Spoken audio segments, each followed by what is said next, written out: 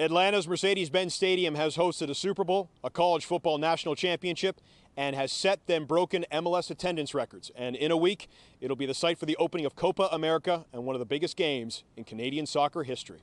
Before the World Cup in Qatar, Canada's men wondered aloud how many Canadians might actually make the trip.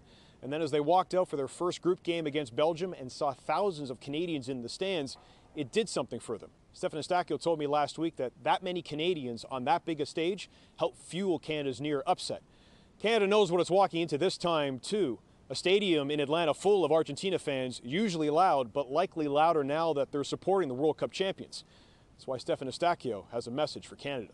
What I really hope, and I have to say this, is it's going to be a tough environment because these types of teams bring a lot of fans to the stadiums, and we really need Canadians at the stadium, because if we go to a tournament like this by ourselves and only relying on people watching us at home, which is amazing, but we really need to feel that we're supported in the stadium, because when things go wrong, or if we are going through a tough moment during the game, we need to feel this red wave behind us, you know? And I think that's going to be a big part, more than us playing, more than us having motivation, more than us having hours and hours of training.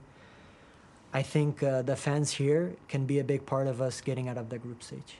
Recently, I've been speaking to members of the Canadian supporters group, the Voyageurs, and they say there will be around 500 Canadians at this point inside Mercedes-Benz Stadium, which typically holds over 73,000 for soccer events. Now, that doesn't sound very good, but here's something to consider. Last week, I was in Bordeaux when Canada faced France, and there were 40,000 flag-waving French fans who were so loud. It was one of the loudest stadiums I have been in for a soccer event. And for those first 15-20 minutes, it was so loud as France kept pushing and pushing Canada. But as Canada kept weathering that storm, a few dozen Canadian fans who made the trip, who were off in the corner, started getting louder and louder. Now, I'm not implying that 40,000 French fans were outsung by a few dozen Canadians, but it clearly had an effect. As Canada sealed that 0-0 draw at the very end at the final whistle, they went over to applaud the traveling Canadians. How much noise can Canadians make next week?